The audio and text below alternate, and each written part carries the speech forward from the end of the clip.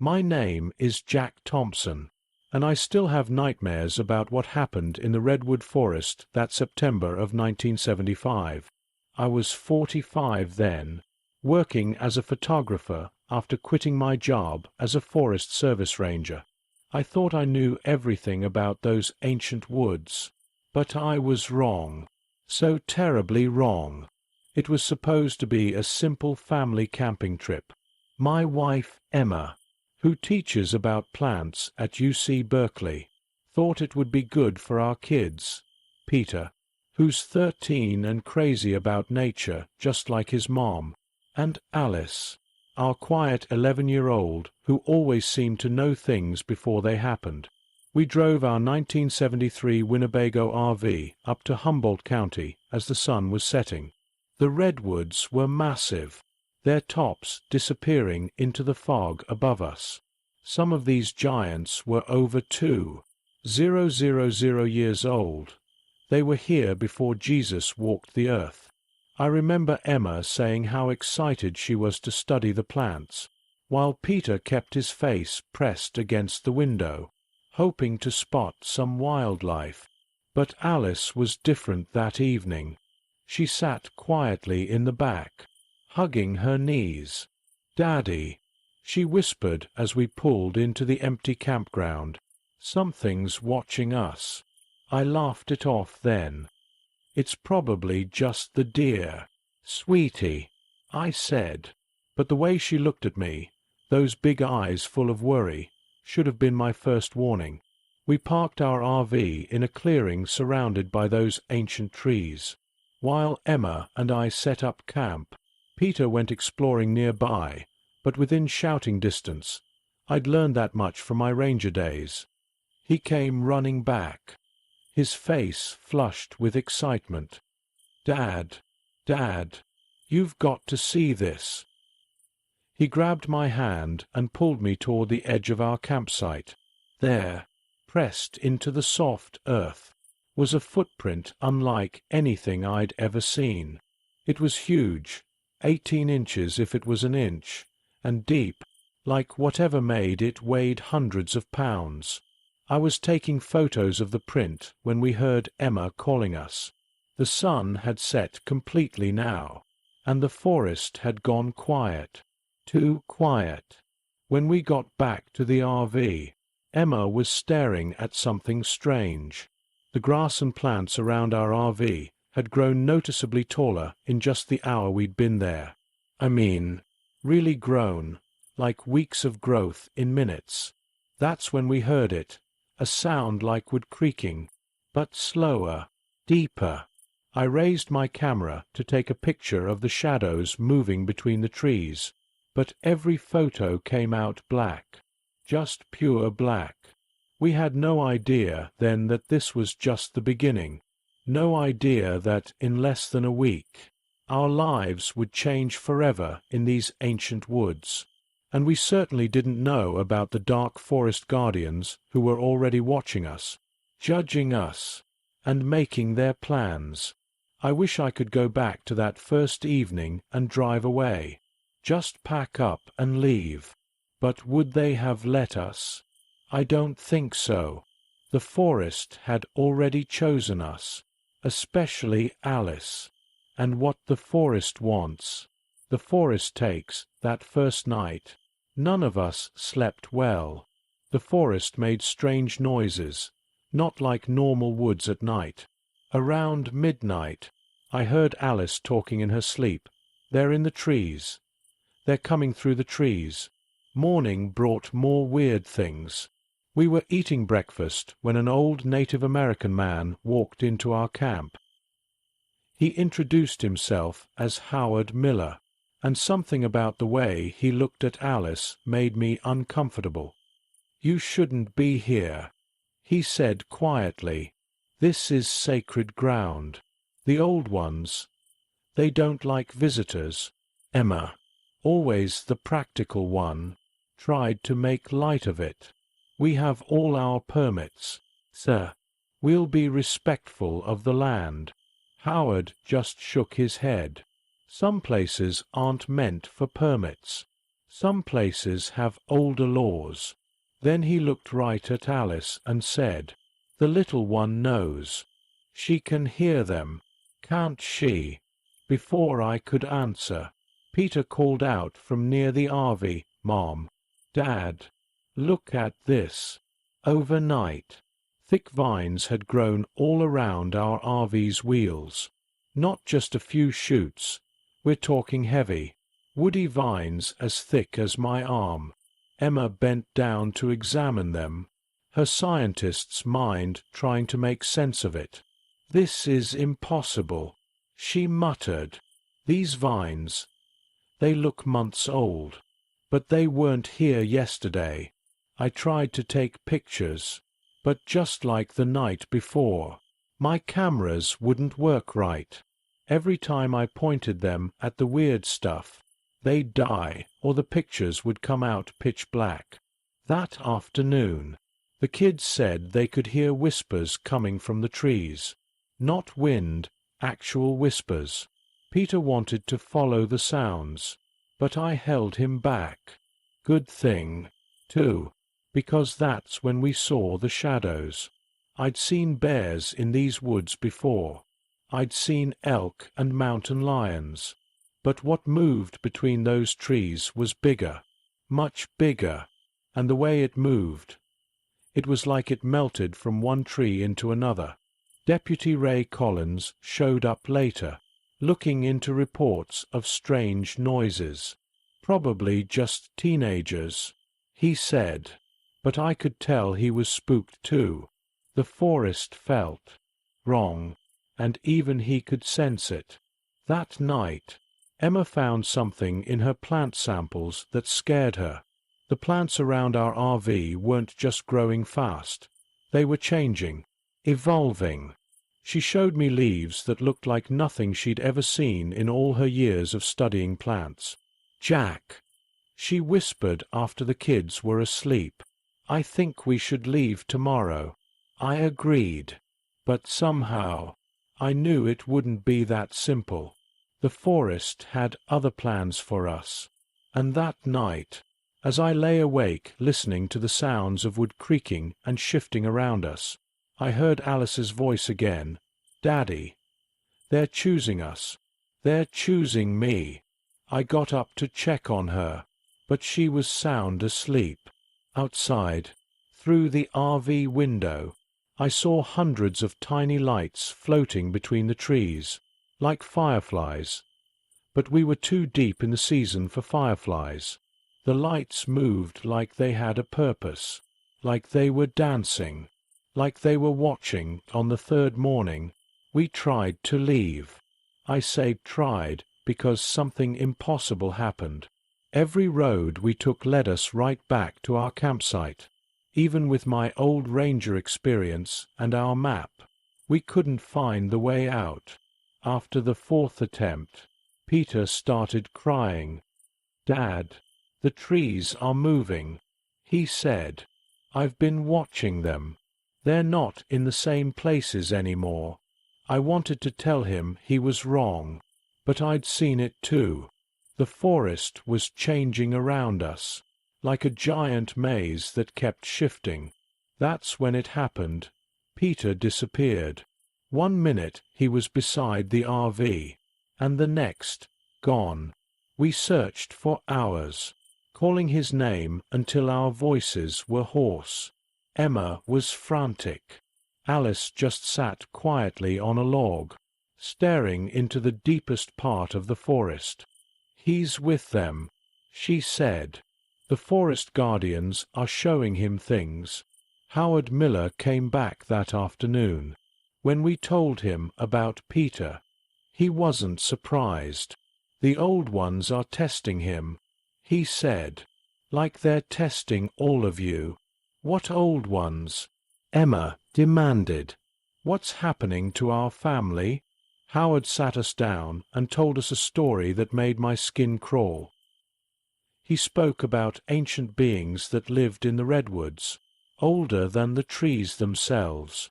Guardians who could step through wood like we walk through air, who could make the forest grow or die at will, who had protected these lands long before humans came. "They're angry," he said. "Angry at what people have done to the forest. The logging, the destruction. They want new guardians. Human guardians." Just then, Peter walked out of the forest. He'd been gone for 6 hours, but to him, it felt like minutes. His eyes looked different, older somehow. When Emma hugged him, leaves fell from his hair. "Mom," he whispered, "I saw them. They're beautiful. And scary. They showed me things. How the forest thinks. How it all connects." That night, the RV started groaning. Roots were growing up through the ground, wrapping around it, pulling it down. We couldn't start the engine. We were trapped. Deputy Collins came by one last time, looking nervous. "There's something wrong in these woods," he said. "People in town are talking. Other campers have gone missing." He walked into the forest to investigate, and that was the last time we saw him normal.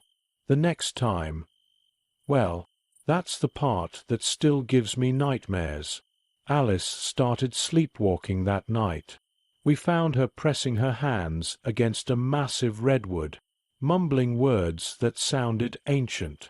When we brought her back, she was different too. Changed. "They're not trying to hurt us, Daddy," she said, her eyes reflecting the strange lights that now filled the forest every night. "They're trying to make us part of something bigger, much bigger. The forest had us now, all of us, and it wasn't going to let us go until it got what it wanted. On the 5th day, everything changed. I woke up to Alice's scream, but it wasn't a scared scream. She was standing outside the RV, her arms stretched wide, talking to something I couldn't see. 'Alice, honey, come inside.' I called out, but she just turned to me with a smile that wasn't quite right. 'They're showing me everything, Dad. The forest is alive. All of it. It's all one thing.' Her voice sounded different, older, like she was speaking with many voices at once. That's when I saw it happen. A tree, a massive redwood that must have been at least 300 feet tall, moved, not swaying in the wind, but actually walking. Its roots pulled up from the ground like legs, and it took 3 steps to the left. I dropped my camera, but it wouldn't have worked anyway. Emma came running out with her research notebook. 'Jack, look at this.' She showed me her notes. The plants around us weren't just growing anymore. They were turning into species that had never existed before. New kinds of trees, flowers with impossible colors, vines that seemed to follow movement. Then we found Deputy Collins. He was changing. We found him near an old stump, but he wasn't exactly human anymore. Bark was growing over his skin, and his fingers had turned into branches. His eyes were open, but they were green all the way through. 'Help me,' he whispered, but his voice sounded like rustling leaves. Howard appeared out of nowhere, carrying old tribal drums and smoking herbs. 'It's too late for him,' he said. 'The forest has chosen him, like it's choosing all of you.' He started a ritual right there, burning sacred herbs and chanting in his native language. The forest seemed to respond. The trees swayed without wind, and those strange lights appeared even in daylight. That's when we saw them clearly for the first time, the forest guardians. They stepped out of the trees like they were made of shadow and wood, huge, twice as tall as a man, with bodies that looked like bark and eyes that glowed like moss in moonlight. They moved like nothing I've ever seen, fluid but ancient, powerful but gentle. Peter walked toward them like he was in a trance. They want to show us their memories, he said. They remember everything, every tree that was cut down, every animal that died. They remember it all. The guardians touched the ground, and suddenly we could see it too, centuries of history playing out like a movie in our minds. The forest as it was thousands of years ago, the first people who lived here, the arrival of the loggers, the pain of the trees as they fell. The forest is dying, Alice said, but now she spoke with their voice. It needs new guardians, new protectors. It needs us. Emma grabbed my hand so tight it hurt. Jack, she whispered, what's happening to our children? I didn't have an answer. The forest was alive around us, moving, breathing, watching, and it had plans for my family that went beyond anything I could have imagined. Howard's chanting grew louder, more urgent. The choosing has begun, he said. There's no stopping it now. The last day is still hard for me to talk about. Our RV was completely lifted off the ground by giant roots, like fingers wrapping around a toy. The forest guardians surrounded us, at least 7 of them, each as tall as the RV itself. Alice walked toward them without fear. They say we have to choose, she said. Either we become part of the forest, or they'll never let us leave. Peter was already changing, like Deputy Collins. Small leaves were growing from his arms, and his eyes had turned that same deep green. But he wasn't scared. He was smiling. Dad, it doesn't hurt, he said. It feels like coming home. That's when I made my decision. I knew what I had to do to save at least part of my family. I stepped forward, facing the largest guardian. Take me, I said. Let my wife go. Let her take Alice. The guardian tilted its head, like a curious dog. Then it spoke, not with words, but directly into our minds. It showed us the truth. Alice had to stay. She had been chosen as a future protector. Peter too. But Emma could leave, if I took their place. Emma screamed no, and tried to pull me back, but I knew it was our only chance. Howard was still chanting, trying to protect us, but the forest's power was too strong. Emma, listen to me, I said, holding her face in my hands. Take Alice. Run. Don't look back. But Alice, Peter, she sobbed. Alice will be different, but alive. Peter's already part of this now, but you can still save yourself. The largest guardian reached for me. I felt bark beginning to grow over my skin. It didn't hurt, just like Peter said. It felt peaceful, like falling asleep. The last thing I saw was Emma running, carrying Alice, who was screaming and reaching back toward the forest. Howard's chanting had stopped. He stood watching, tears in his eyes, knowing this was the way it had to be. That was 2 years ago. Emma made it out. She lives in the city now, but she's never been the same. Alice visits her sometimes, but she's different, wild, connected to things we can't see. She can't stay in the city for long before the forest calls her back. Peter and I, well, we're still here. I'm part of an ancient redwood now. When the wind blows just right, I can still feel it. I can watch over the forest, protect it. Sometimes I can even move through the trees like the guardians do. If you're ever hiking in the Humboldt Redwoods and you see a young man with green eyes and leaves in his hair, that's my son. If you see a young girl speaking to the trees, that's my Alice. And if you feel like the trees are watching you, moving when you're not looking, well, that might be me. But whatever you do, respect the forest. It's alive in ways you can't imagine. And it's always, always watching. Because in the end, what happened to my family taught me one thing. The forest doesn't just have stories. It is the story. And now, we're part of it forever.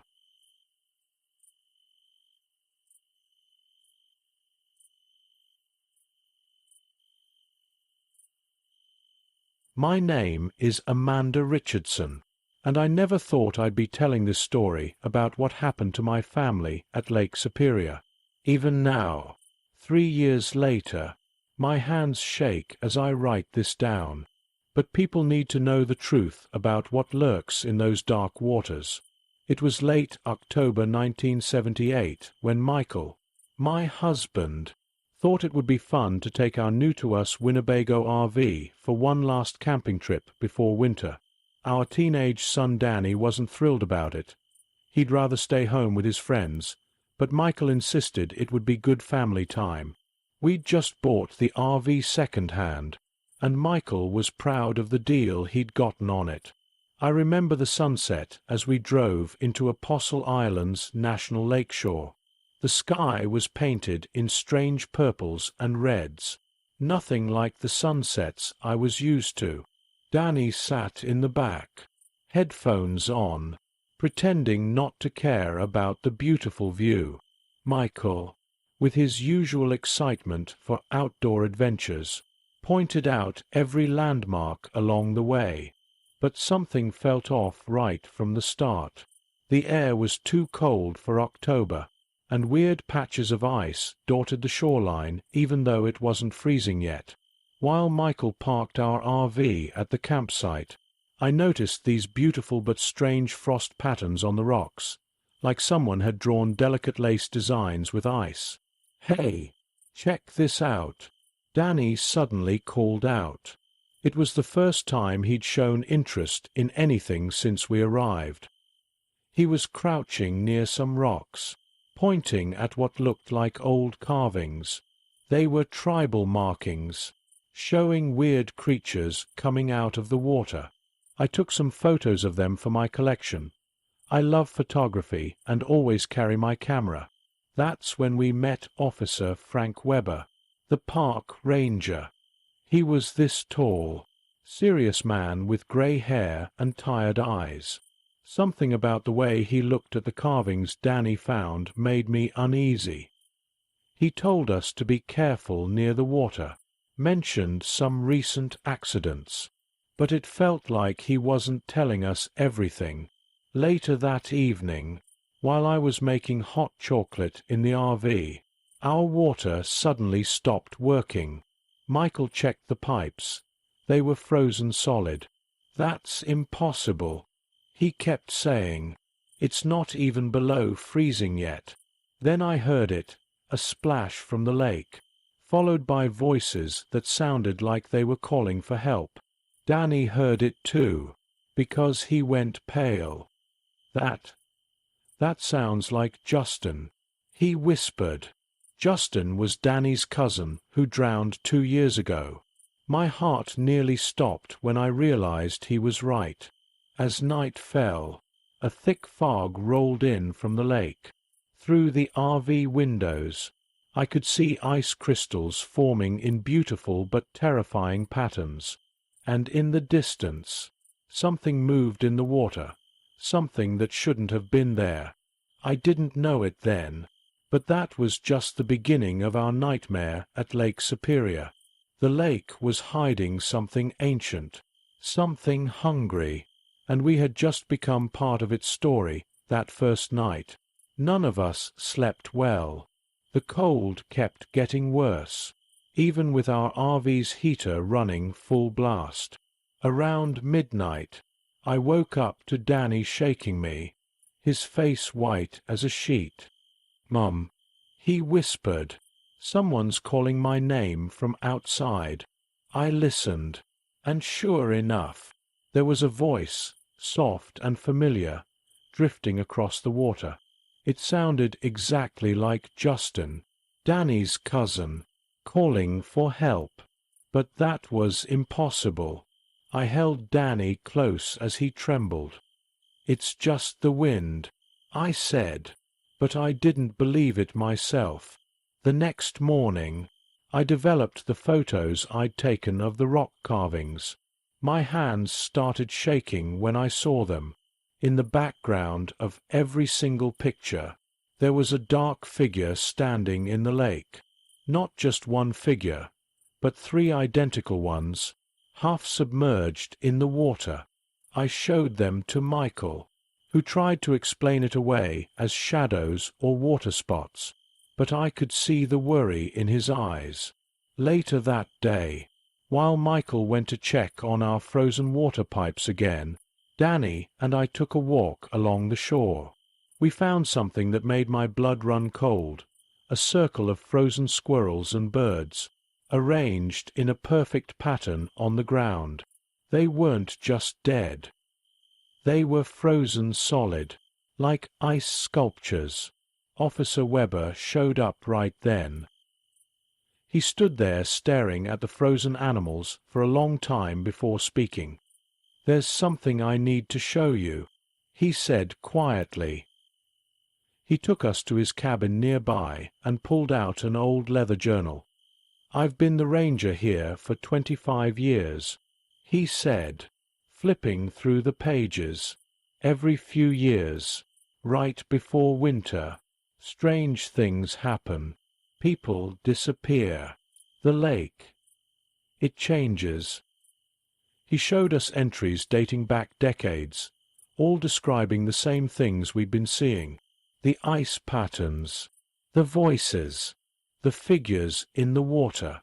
My hands grew cold as I read about other families who had come here and never left. That evening, things got worse. The lake water started moving in wrong ways, flowing upstream, swirling, in circles. Inside our RV, frost patterns appeared on every window, even though the heater was still running. They looked like hands reaching inward. Danny started acting strange too. He kept staring at the lake, muttering things that didn't make sense. When I touched his arm, his skin was ice cold. "We need to leave," I told Michael. But when we tried to start the RV, nothing happened. We were stuck. That's when Officer Weber came running up to our RV, out of breath and scared. "They're coming," he gasped. "The Wendigos. They've chosen your family, just like they chose mine 30 years ago." The sun was setting, and the lake had gone completely still. Too still, like it was holding its breath, waiting. And then we heard it. Not just Justin's voice now, but a chorus of voices, all calling from the water. The temperature dropped so fast our windows cracked. Ice began creeping up the sides of our RV, trapping us inside. Our nightmare was only beginning, and this time, there was nowhere to run. Officer Weber rushed us into his cabin as the ice crept closer. His hands shook as he lit some old lanterns. The electricity had gone out across the whole campground. "I should have warned you earlier," Weber said, pulling out an old wooden box. "My own daughter. She was taken by them in 1948. I've spent my life trying to understand these creatures, trying to stop them."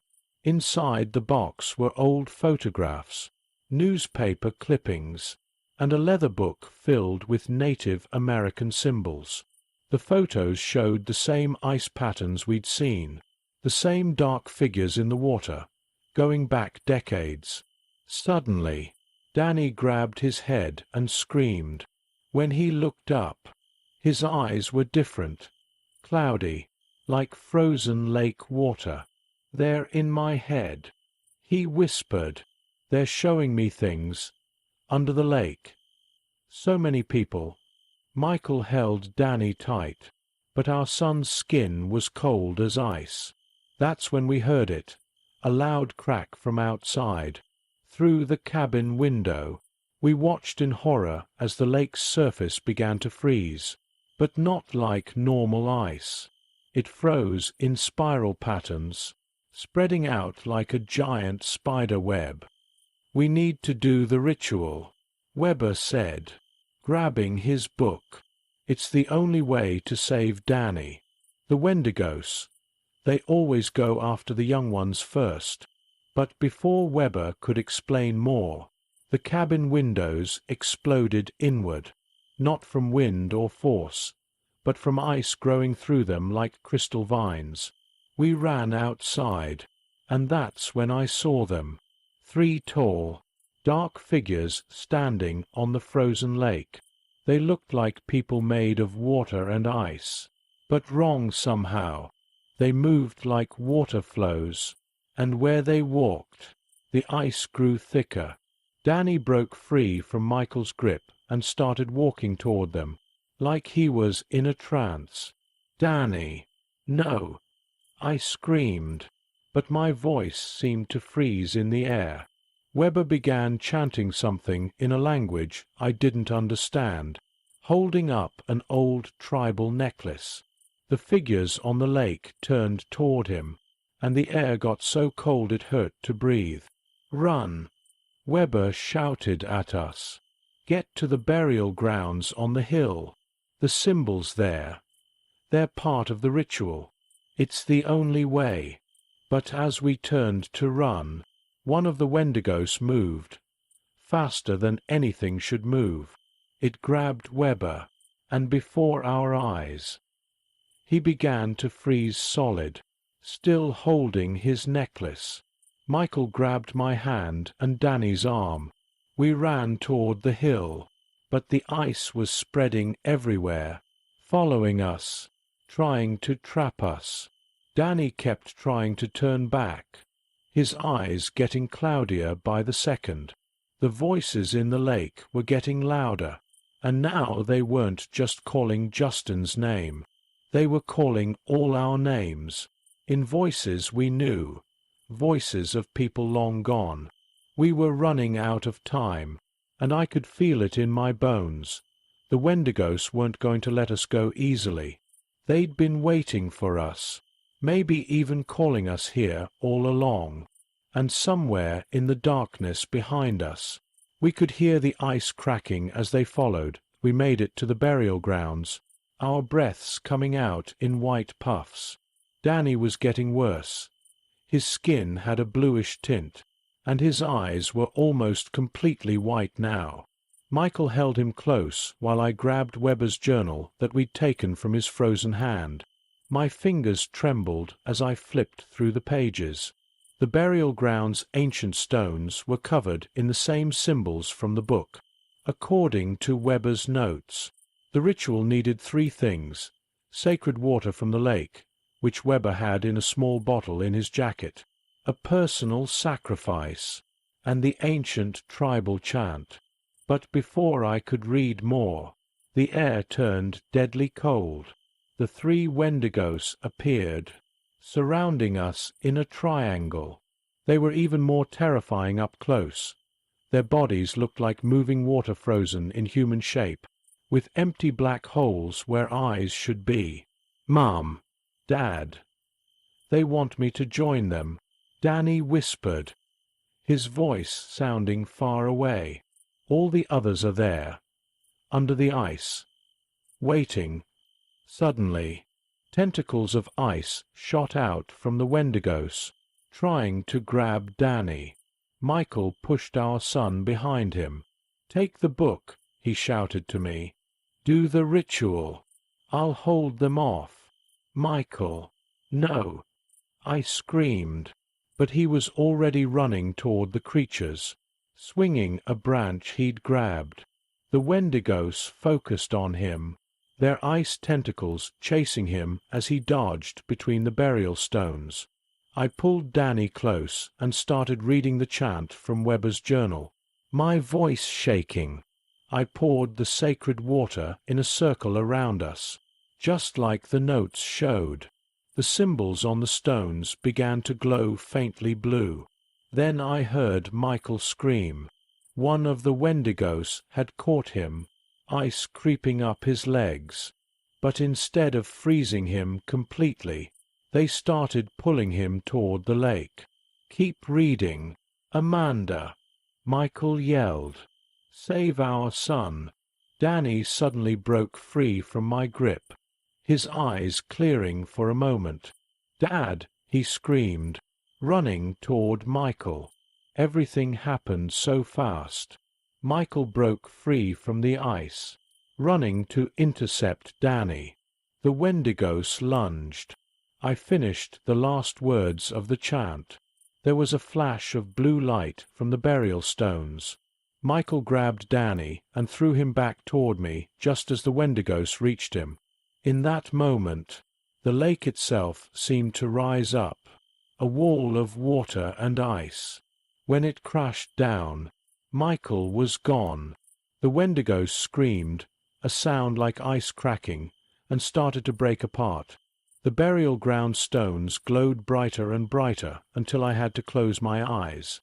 When I opened them again, the Wendigos were gone. The lake had calmed.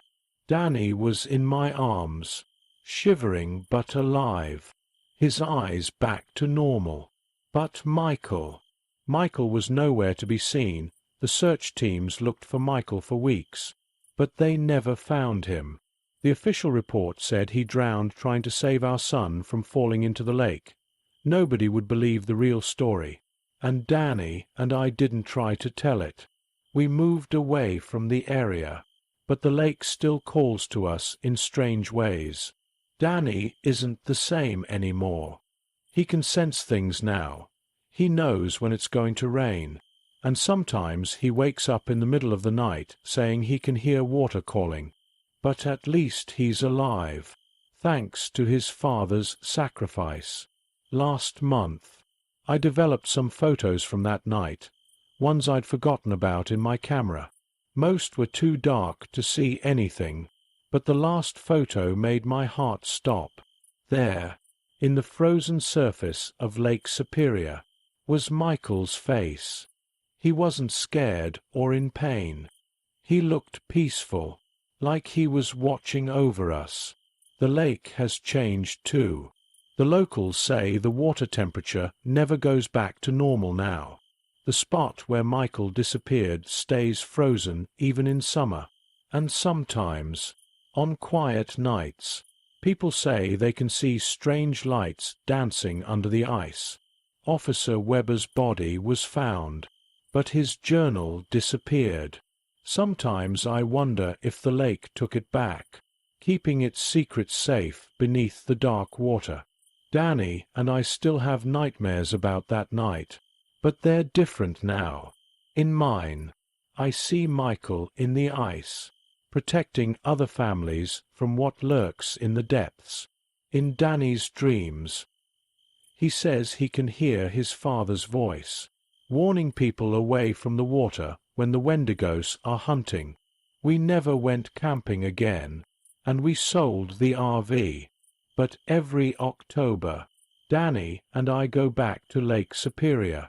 We don't get too close to the water, but we leave flowers on the shore.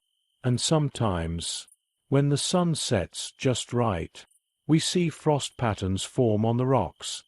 Not scary ones like before, but beautiful designs, like Michael is letting us know he's still there, still watching over his family. I'm writing this down now because people need to know the truth about Lake Superior. The Wendigos are still there, waiting. If you ever visit the Apostle Islands and see strange ice patterns, or hear familiar voices calling from the water, run. Run as fast as you can, Because not everyone has someone willing to make the sacrifice my Michael made. The lake keeps its secrets, and sometimes it keeps the people we love too.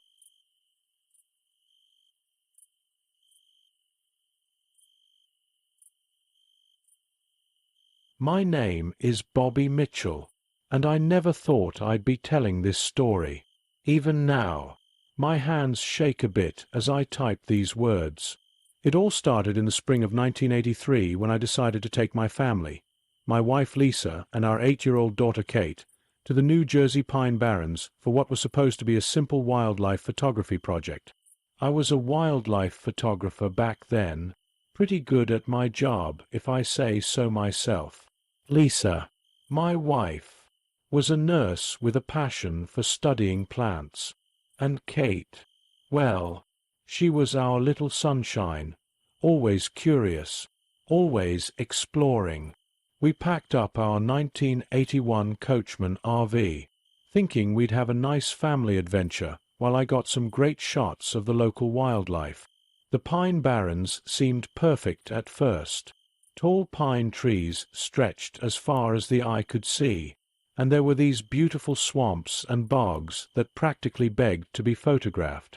We parked our RV near an old abandoned factory, not the prettiest sight, but it made a good landmark. On our first day there, we met Old Man Jenkins. He was this local guy, must have been in his 70s, with eyes that seemed to look right through you. He showed up at our RV just as we were settling in, and something about him made my skin crawl. He kept staring at Kate in this weird way, not creepy exactly, but like he knew something about her that we didn't. "Beautiful child you got there," he said, his voice rough like gravel. "But you folks might want to reconsider staying here. These woods, they got a way of changing people." I laughed it off then. I mean, what else could I do? I was a city guy at heart, and I figured he was just trying to scare the newcomers. But looking back now, I wish I'd listened. I really wish I'd listened. Little did I know, those first few hours in the Pine Barrens were just the beginning of a nightmare that would change our lives forever. And the strange symbols I found scratched into our RV's door that very first night, that was just the first warning sign of what was coming for us. Especially for our Kate, things started getting weird on our second day. I was setting up my camera near a swamp when Kate came running up to me, her eyes bright with excitement. "Daddy, I made some friends," she said, bouncing on her toes. "They're playing in the woods. Can I go play with them?" I looked where she was pointing, but I couldn't see anyone. "What friends?" "Sweetie, the children. They're right there, waving at me." But when I looked again, all I saw were shadows between the trees and swirling mist. That evening, Lisa came back from her plant collecting looking worried. "Bobby, something's not right here," she whispered after Kate went to bed in the RV. "The plants, they're growing in ways they shouldn't. I found flowers that look like they've been burned, but there's no fire damage anywhere around them." I tried to calm her down, but then I remembered the symbols I'd found on our RV. They looked like claw marks, but too precise, too purposeful. When I mentioned them to Old Man Jenkins the next morning, his face went pale. "It's starting," he mumbled, looking at our RV. "They've marked you, your family, especially the girl. There's a curse in these woods, Mr. Mitchell, a curse as old as these trees." I wanted to laugh it off again, but that night, something happened that made my blood run cold. I woke up around midnight to find Kate's bed empty. Looking out the RV window, I saw her walking into the woods in her pajamas, her eyes wide open but empty, like she was sleepwalking. I ran out to get her, but the moment I stepped outside, a thick fog rolled in out of nowhere. I could barely see a few feet ahead. The air felt heavy and wrong, like something was watching us from the darkness. I called Kate's name, my voice echoing strangely in the mist. When I finally found her, she was standing in a small clearing, talking to thin air. But the worst part, the ground around her feet was covered in those same strange symbols I'd found on our RV, and they seemed to be glowing faintly in the dark. I scooped her up and ran back to the RV, my heart pounding. Kate didn't remember anything the next morning, but when I checked my camera, the photos I'd taken the day before showed something that shouldn't be possible. Dark, winged shapes hovering in the trees, watching us. I knew then that we were in serious trouble, but we had no idea just how deep this nightmare would go, or what it had in store for our little Kate. Things got worse over the next few days. We started hearing about local children going missing.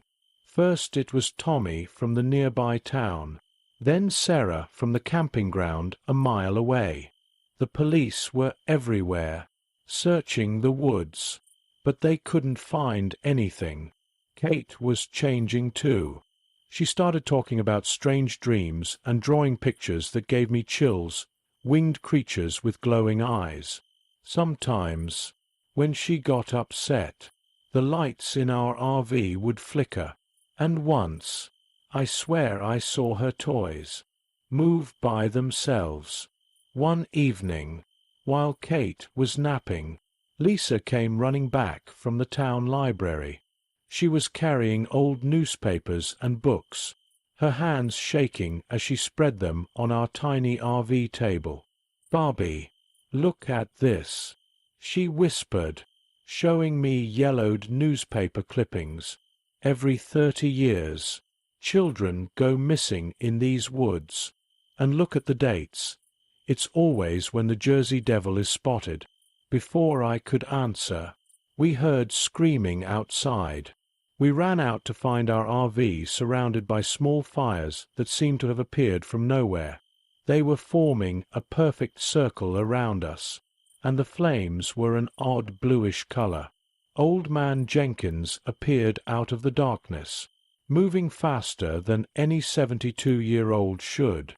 "Get inside," he shouted. "They're coming." Inside the RV, Jenkins finally told us the truth. His real name wasn't Jenkins at all. He was David Walker, and his own daughter had disappeared in these woods back in 1953. He'd been living here ever since, trying to protect other families. "You're Kate," he said, looking at our sleeping daughter through the RV window. "She's special.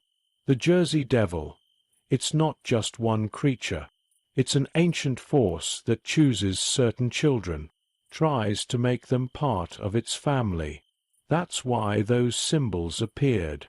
That's why she can do things she shouldn't be able to do." Just then, Kate sat up in her bed, her eyes glowing in the dark. "They're calling me," she said in a voice that wasn't quite her own. "The children in the woods. They want me to join them." The temperature in the RV dropped suddenly, and through the windows, we could see dozens of misty shapes moving between the trees. The nightmare was about to get much, much worse.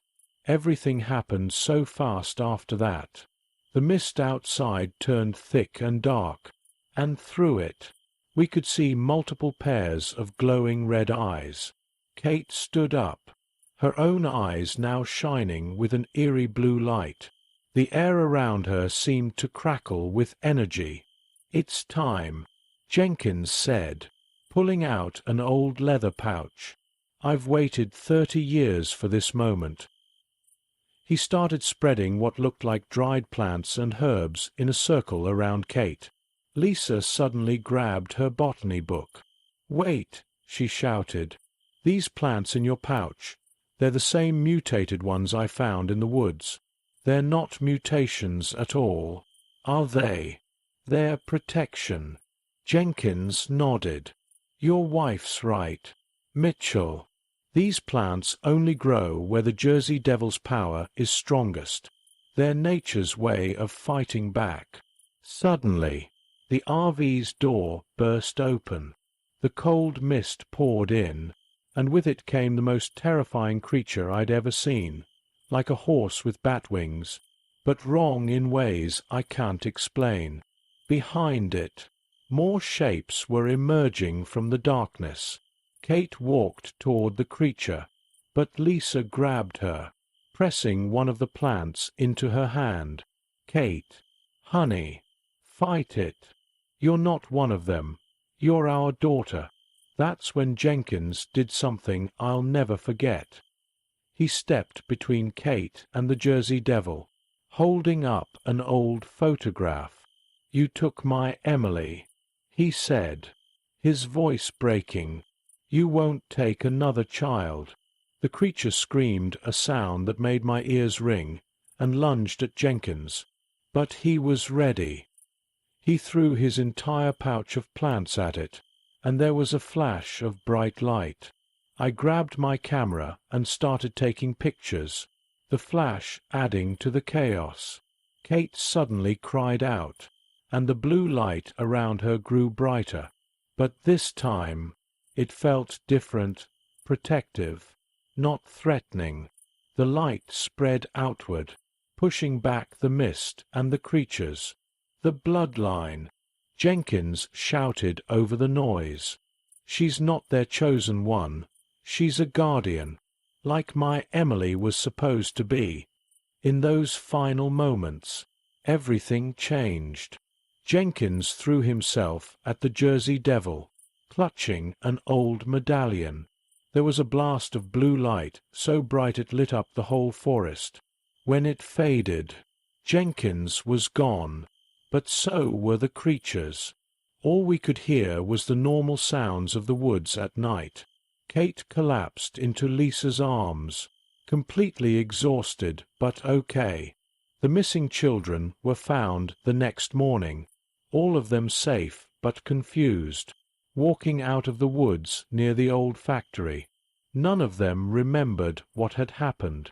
We packed up and left the Pine Barrens that same day, but we knew things would never be the same.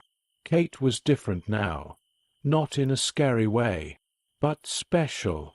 Sometimes, when she's sleeping, her room fills with a soft blue light, and every once in a while, she knows things she shouldn't know, especially about protecting others.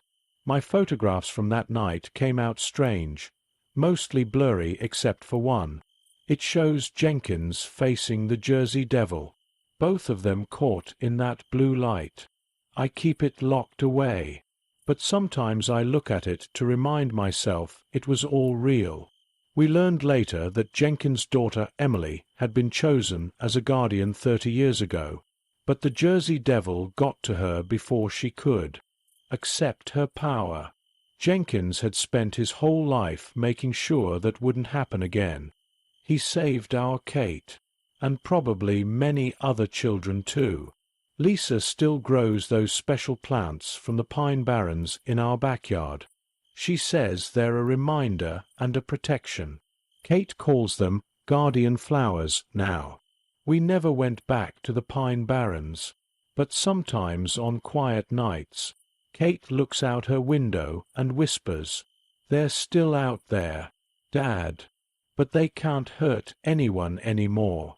Not while I'm watching." I believe her. After what we saw that night, I believe anything is possible. But mostly, I believe in the strength of a father's love, the power of a mother's protection, and the amazing gift my daughter carries, being a guardian of not just the Pine Barrens, but of all children who might need her help. The Jersey Devil is still out there, somewhere in those dark woods. But now it knows it's not the only powerful force in the Pine Barrens, and as long as there are guardians like Kate, it never will be again.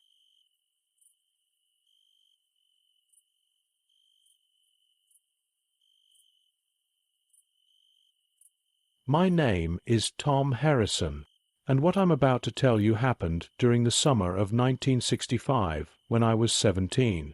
Sometimes I still wake up in cold sweats thinking about those 5 days in Echo Canyon. Most people wouldn't believe my story, but every word of it is true. It all started when my dad, Dr. William Harrison, decided to take me on what was supposed to be a simple geology trip to the Superstition Mountains in Arizona. Dad was always excited about rocks and minerals. That's what happens when your father is a geology professor. But this trip was different. He had this sparkle in his eyes when he talked about some rare mineral formations he wanted to study in Echo Canyon. It'll be just like our old camping trips, Tommy, he said, loading up our 1964 Airstream Land Yacht RV. But this time, we might make a real scientific discovery. I remember how his gray hair was sticking out in all directions as he packed his equipment, looking more like a mad scientist than a college professor.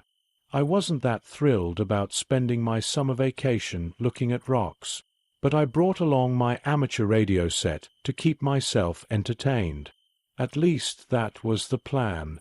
Little did I know that radio would pick up things no human was meant to hear.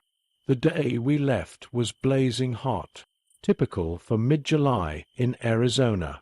The air conditioning in our RV was working overtime as we drove through Phoenix. Dad was humming his favorite Beatles song, and I was fiddling with my radio, trying to catch some local stations. That's when we met Maria Vasquez at the last gas station before the mountains. She was standing there, wearing a worn denim jacket despite the heat, looking at our map spread out on the RV's hood. "You're heading to Echo Canyon?" she asked, her dark eyes showing concern. "You'll need a guide. Those mountains, they're not what they seem." Dad started to protest. He had his pride about knowing the area, but something in Maria's voice made him stop. She knew things, she said, things about the land, about the old Apache grounds, about why some people who went into those canyons never came back out. "There are stories," she told us, her voice dropping to almost a whisper. "Stories my grandmother told me, about things that walk in those canyons, things that wear other people's faces." I remember laughing nervously, trying to act cool, but the way she said it made the hair on the back of my neck stand up. Dad, being the practical scientist he was, just smiled and offered her a job as our guide, probably thinking her local knowledge would help with his research. That was our first mistake, not taking her warnings seriously enough. There would be many more mistakes over the next few days, but at least we had Maria with us. Without her, I wouldn't be here to tell this story. As our RV rumbled toward the mountains, I noticed Maria making small crosses with her fingers when she thought we weren't looking. The radio in my hands started picking up strange static, and through the white noise, I could have sworn I heard voices calling my name. As we drove deeper into the mountains, the roads got rougher and the air grew cooler. The sun was starting to set, painting the canyon walls in weird shadows that seemed to move when you weren't looking directly at them. My radio kept making these odd noises, not just static anymore, but sounds that almost felt like whispers. "We should set up camp here," Maria said suddenly, pointing to a small clearing near the canyon wall. "It's not safe to drive these roads after dark." Dad started to argue. He was always stubborn that way, but then we all heard it.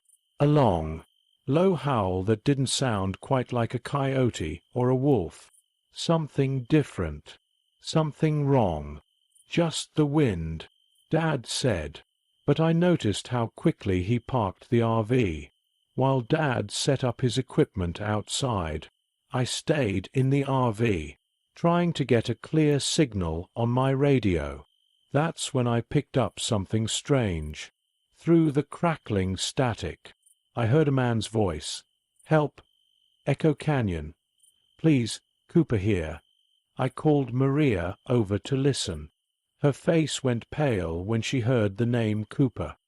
"Edward Cooper," she whispered. "He went missing in these canyons 3 weeks ago. They never found him." Just then, Dad burst into the RV. "You both need to see this," he said, his voice shaking a little. We followed him outside, our flashlights cutting through the growing darkness, about 50 feet from our campsite.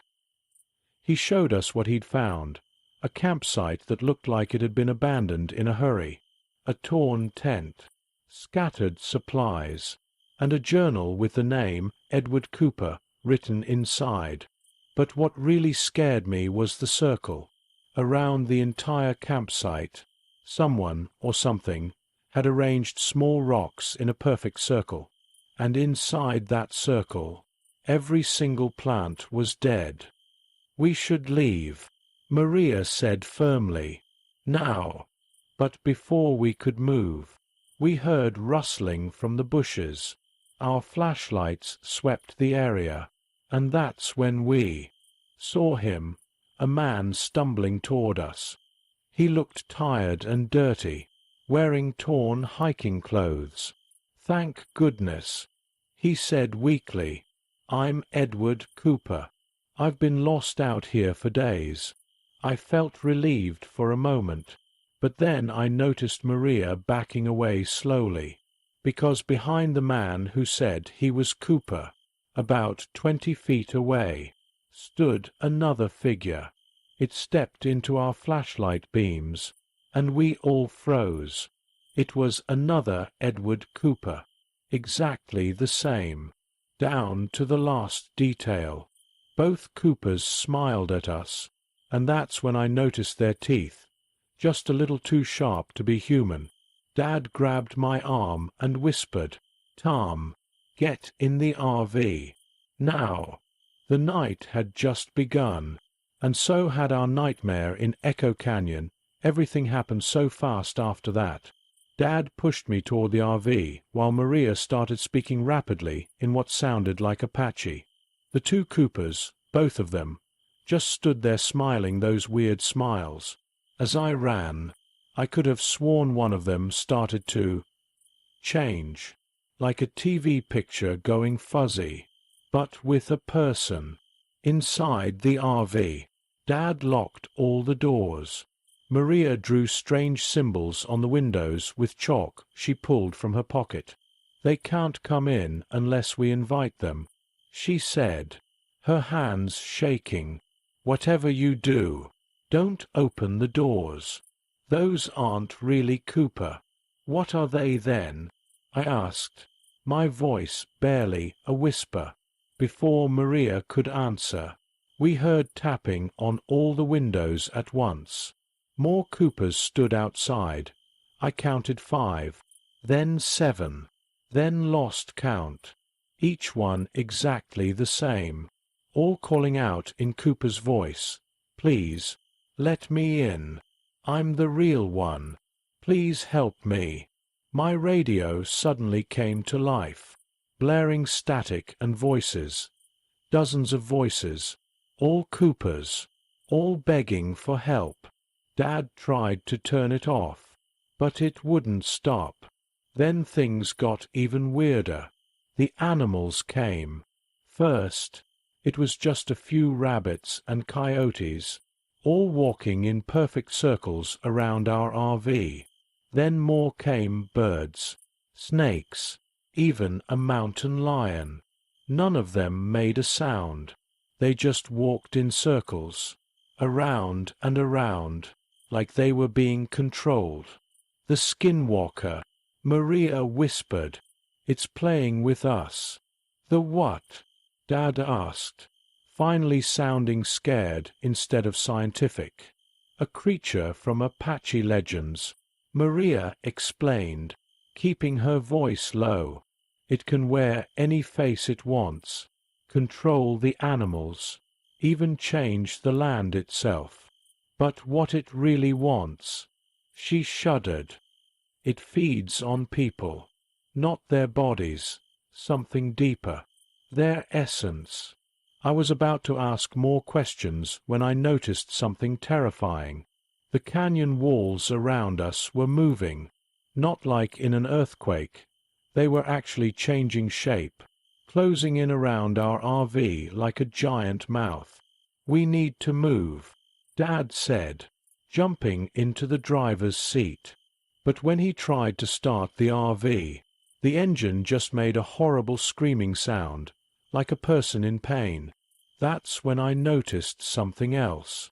The circle of animals had gotten closer, and in the middle of them all was me. Another Tom Harrison, wearing the same clothes, looking exactly like me, waving at us through the window. "Don't look at it," Maria warned, but I couldn't help it. The other me smiled, and I felt something pull at my mind, like it was trying to draw me out. The last thing I remember was Maria grabbing my arm and Dad yelling my name. Then everything went black. When I woke up, I was somewhere else in the canyon, alone, and in the distance, I could hear my own voice calling for help. I woke up in a cave, my head pounding. The air felt thick and wrong, like being underwater. My flashlight was still in my pocket. Thank goodness. When I turned it on, I saw drawings on the cave walls, old Apache paintings showing people changing shapes, and something dark hunting them. "Dad!" I called out. "Maria!" Only my own voice echoed back, but then I heard it again, coming from somewhere else, calling the same words. Another me. I stumbled through the cave, trying to find my way out. That's when I found the real Cooper. He was sitting against the wall, but he wasn't alive anymore. Next to him was his journal, and with shaking hands, I read the last entry. It's copying me, making more of me. Each copy takes a little more of what I am. I'm getting weaker. If anyone finds this, stay away from Echo Canyon. The legends are real.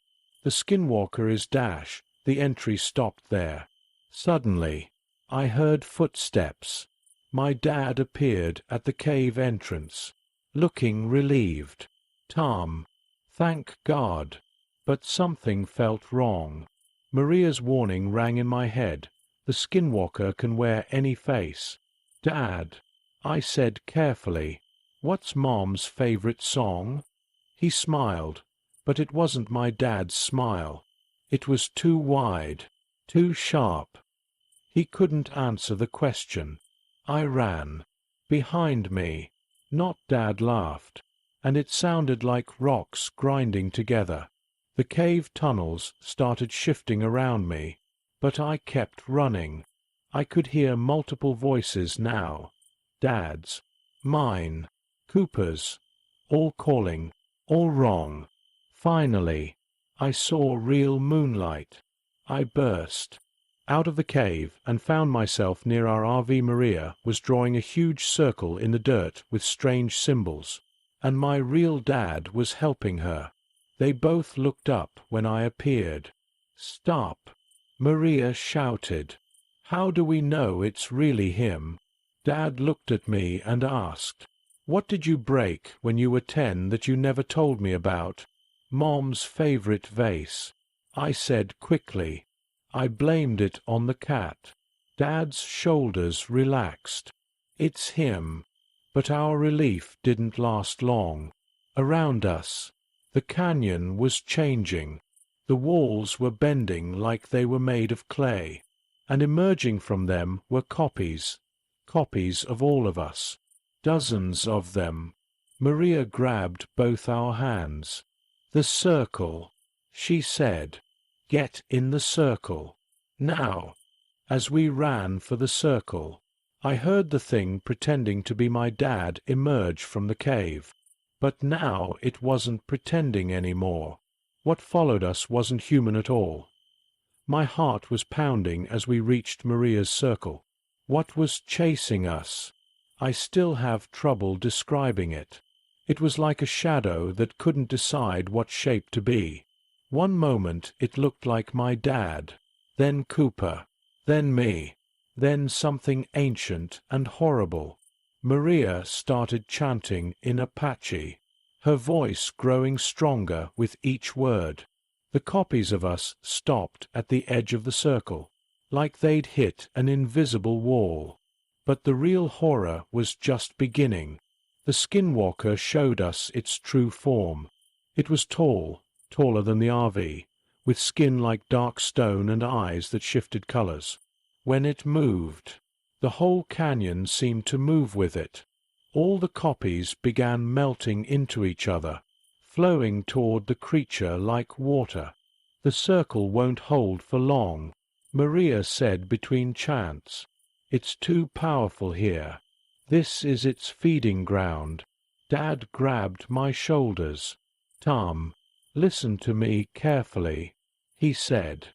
His voice was shaking, but his eyes were determined. When I tell you to run, you run. Don't look back. Dad, no dash. There's only one way to stop it. Maria cut in. The old stories say it can be trapped, but it needs a willing sacrifice. Someone to hold it in place while the binding ritual is completed. I looked at Dad, and I knew what he was planning. No, I yelled. We can find another way. The Skinwalker was getting closer. The circle of symbols began to glow, but they were also starting to fade.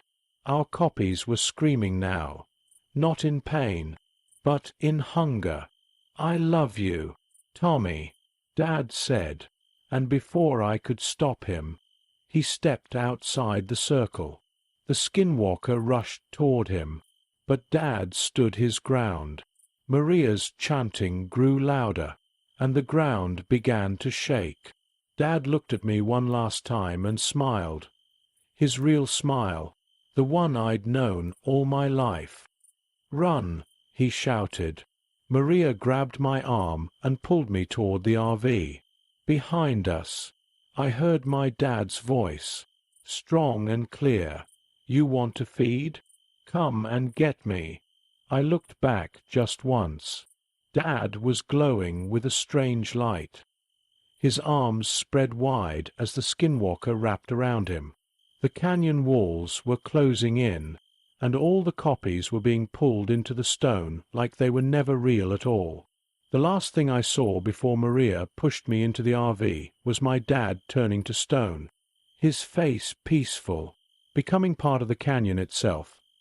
Maria drove the RV like crazy as the canyon crumbled behind us.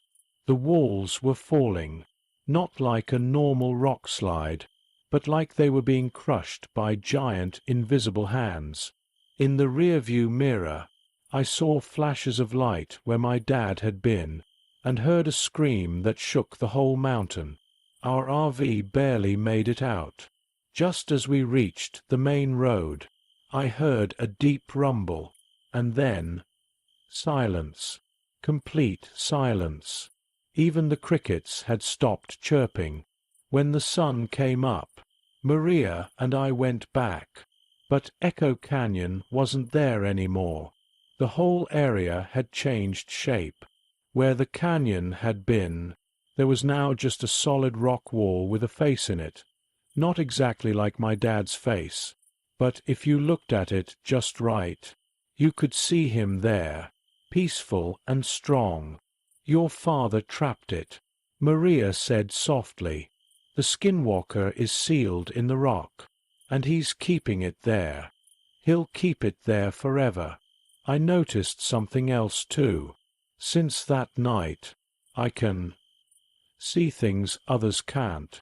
When I meet someone, I know if they're really who they say they are. Maria says it's a gift from the canyon, or maybe from my dad's sacrifice. She still watches over the area, making sure no one disturbs that new rock wall. Sometimes, late at night, I turn on my old radio. Through the static, I think I can hear my dad's voice, still humming his favorite Beatles song. But it's not scary anymore. It's comforting, like he's letting me know he's still watching out for me. The official story is that there was a landslide in Echo Canyon that summer. They found Cooper's body in one of the caves, and my dad was listed as missing, presumed dead. Nobody would believe the truth anyway, but I know what really happened, and sometimes, when I drive past those mountains and look at that strange rock wall, I swear I can see my dad smile. Maria still calls me sometimes, checking in. She says as long as that rock wall stands, the skinwalker can't hurt anyone else. My dad made sure of that. You might be wondering why I'm telling this story now. Well, last week, I got a call from Maria. She said there are new cracks appearing in that rock wall. Small ones, but they're growing. And at night, people have been hearing voices again, voices that sound exactly like their own, calling from the darkness. But that's another story.